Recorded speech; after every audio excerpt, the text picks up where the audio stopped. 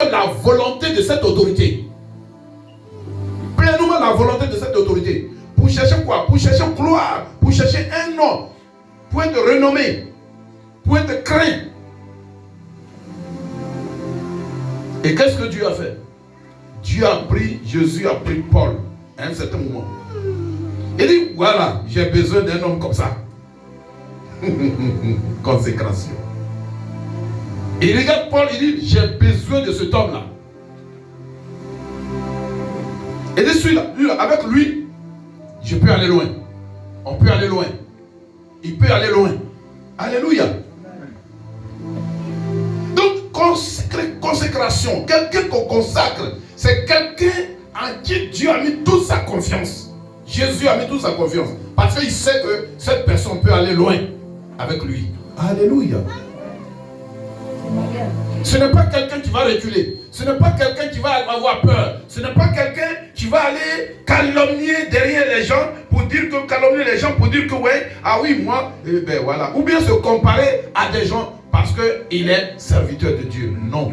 C'est quelqu'un qui doit se considérer que il est consacré, il est sacré. C'est-à-dire que quelqu'un à qui on a mis tout le dévolu parce qu'il est capable d'assumer cet exercice.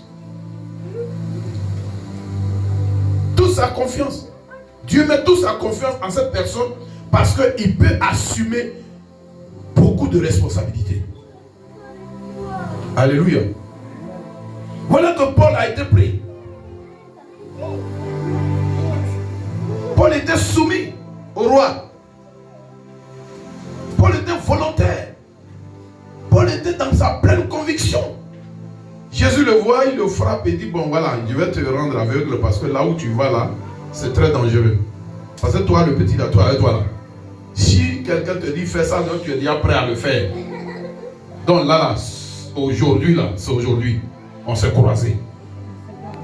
Aujourd'hui, tu vas devenir quelqu'un d'autre. C'est ça la transformation. On va continuer d'arriver à ce passage. Je vous exhorte donc, frères, par la compassion de Dieu, à offrir vos corps comme un sacrifice vivant, saint, agréable à Dieu, ce qui serait de votre part un culte raisonnable. Au verset 2, ne vous conformez pas au siècle présent, mais soyez transformés par le renouvellement de l'intelligence, afin que vous discerniez quelle est la volonté de Dieu, ce qui est bon, agréable et parfait. Est-ce que quand Paul était seul, il faisait la volonté de Dieu? Non.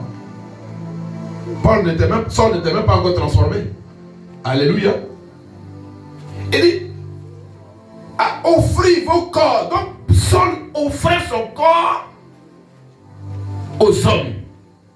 N'est-ce pas? Diminue un peu. Hein? Ouais, le micro, il est trop fort. Amen, voilà, c'est bon. Donc, Paul offrait son corps aux hommes. Aux hommes. Donc, il faisait tout. Et même si on lui dit, rentre là, les chrétiens, même si on ne peut pas rentrer, Paul dit, il va rentrer. Alléluia.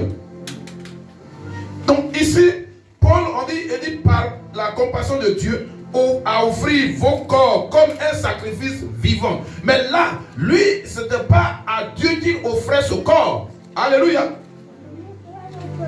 Mais il était un sacrifice vivant pour les hommes. Donc maintenant, Dieu va le prendre.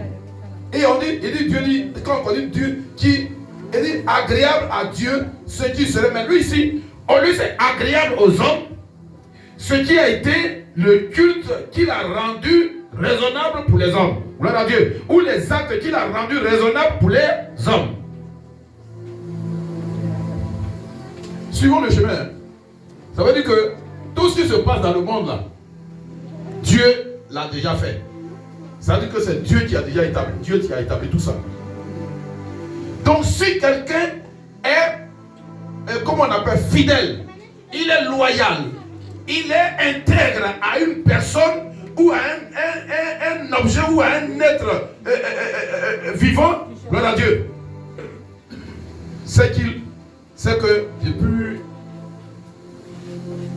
l'action de Dieu, ça avait déjà été affecté. Alléluia.